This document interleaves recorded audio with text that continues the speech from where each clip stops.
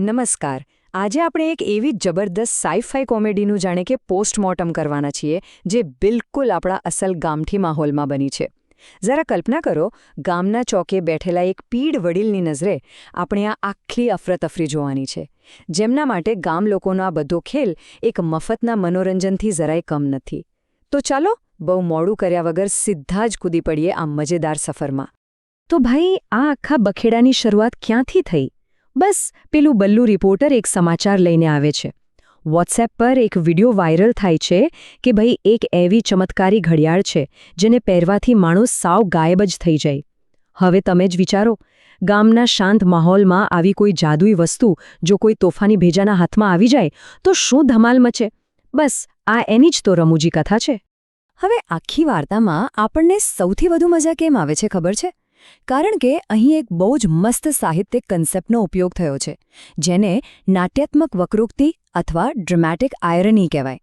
એટલે કે આપણને તો બરાબર ખબર છે કે હવામાં ઉડતી લાકડીઓ અને પડતા માર પાછળ પેલી ઘડિયાળનો જ કમાલ છે, પણ બિચારા ગામલોકો, એ લોકો તો સાવ અંધારામાં જ છે અને પાત્રોની આ અજ્ઞાનતા જ પેટ પકડીને હસાવે છે.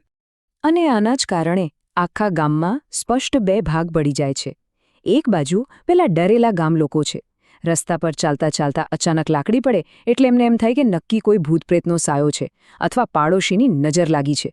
અને બીજી બાજુ છે આપણા કાકા ભત્રીજાની મહાન જોડી, જેઓ છુપાઈને પેલી અદૃશ્ય ઘડિયાળનો પૂરેપૂરો ફાયદો ઉઠાવી રહ્યા છે અને આખા ગામને બરાબરનું રમાડી રહ્યા છે. આ બંને વચ્ચેનો જે કોન્ટ્રાસ્ટ છે ને, એ જ તો વાર્તાનો અસલી જીવ છે. તો ચાલો, આ જાદુઈ અફરાતફરીનો પાયો કેવી રીતે નખાયો અને આ ઘડિયાળે કેવો પ્રવાસ ખેડ્યો એના પર એક નજર કરીએ. જો કોઈ સમજદાર વડીલ આ બધું જોતા હોય તો એ ચોક્કસ નોંધે કે આખી મૂર્ખામીની હદ તો ત્યારે થાય છે જ્યારે આ ઘડિયાળ એક હાથમાંથી બીજા હાથમાં ફરે છે. જુઓ, સવારે હરીભાને એ દરિયા કિનારેથી મળે છે, પછી બપોરે તો એ માત્ર એક રમકડાની જેમ એક નાના છોકરાના હાથમાં પકડાવી દેવાય છે. પણ અસલી ખેલ સાંજે શરૂ થાય છે, જ્યારે કાકાને પેલા વોટ્સએપ વિડીયો પરથી આની સાચી શક્તિની ખબર પડે છે. પછી તો કાકાએ જે તોફાન મચાયું છે, પણ અહીં જ વાર્તામાં એક જોરદાર ટ્વિસ્ટ આવે છે. જે કાકાએ આખો દિવસ આનો ગેરલાભ લીધો, રાતે એમની જ બાજી પલટાઈ ગઈ. પીપળાના ઝાડમાં સંતાડેલી ઘડિયાળ ગાયબ અને કાકાભાઈ સાવ લાચાર થઈ ગયા. હવે આ ઘડિયાળના કાંડ વચ્ચે ગામમાં જે સૌથી મોટો અને હાસ્યાસ્પદ વિવાદ ઊભો થાય છે, એ છે પેલા હવનનો વિવાદ.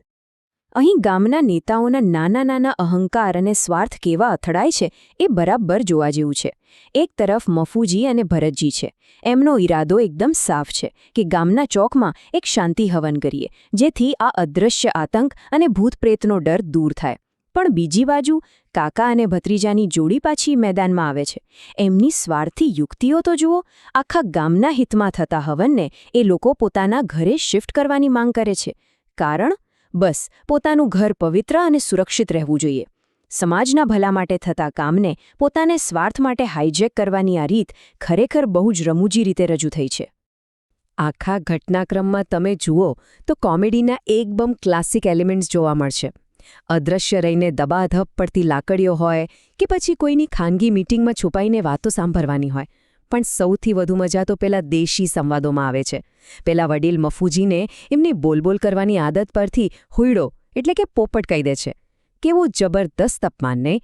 અને પેલી હવનકુંડીની દલીલ તો સાવ વહિયાત છે. મફુજી અને ભરતજીએ જે કુંડી ચણાવી છે એ સિમેન્ટની કાયમી છે, તોય કાકા ભત્રીજો એમ કહે છે કે ના, આને ઉઠાવીને અમારા ઘરે લઈ જાઓ. આ દર્શાવે છે કે પરિસ્થિતિ ભલે ગમે તેટલી ગંભીર હોય, પણ માણસનો અહંકાર હંમેશા ટોચ પર જ હોય છે.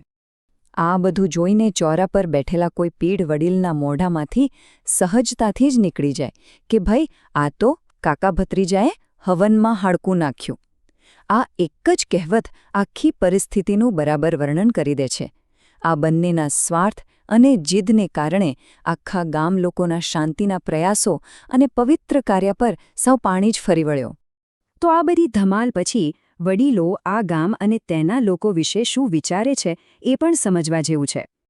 જો તમે થોડું ઊંડાણથી વિચારો તો સમજાશે કે આ જાદુઈ ઘડિયાળે નવું કંઈ નથી કર્યું. એણે તો માત્ર ગામ લોકોના મનમાં પહેલેથી જ ભરેલા અહંકાર અને કડવાશને બહાર લાવવાનું કામ કર્યું છે. વડીલો બહુ સારી રીતે જાણે છે કે આપણો સમાજ નાની નાની વાતોમાં કેવી રીતે ઝઘડી પડે છે અંધશ્રદ્ધા તો એટલી હદે વ્યાપેલી છે કે લોકો કોઈની ચાલબાજી પકડવાને બદલે સીધો ભૂતપ્રેતનો જ વાંક કાઢવા માંડે છે. કાકા અને ભત્રીજો તો ગામના એવા ટિપિકલ તોફાની તત્વો છે જે હંમેશા પોતાનો જ રોટલો શેકવામાં માનતા હોય. અને સૌથી કડવી વાસ્તવિકતા તો એ છે કે ગામની શાંતિ ખરેખર કોઈ જાદુથી નથી છીનવાઈ, પણ આ ગામના મોવડીઓના ઘવાયેલા અહંકારથી છીનવાઈ છે. તો આ ચર્ચાને અંતે એક બહુ જ મજેદાર અને ઊંડો સવાલ ઊભો થાય છે. જ્યારે કોઈ જાદુઈ વસ્તુ સમાજની ખામીઓને આટલી હદે મોટી કરીને બતાવે, ત્યારે ખરેખર અસલી ખતરો કોણ છે? શું એ અદૃશ્ય ઘડિયાળ વાપરીને માર મારતા કાકા ભત્રીજા ખતરો છે? કે પછી ગામ લોકોની પોતાની એ નબળી માનસિકતા અને કાચો ભાઈચારો? જરા વિચારજો આના પર. કદાચ જાદુએ કોઈ અફરાતફરી નથી સર્જી, એણે તો માત્ર આપણને આપણો જ અરીસો બતાવ્યો છે. આજના આ વિશ્લેષણમાં બસ આટલું જ. આ સવાલ પર વિચારતા રહેજો અને આપણે ફરી મળીશું.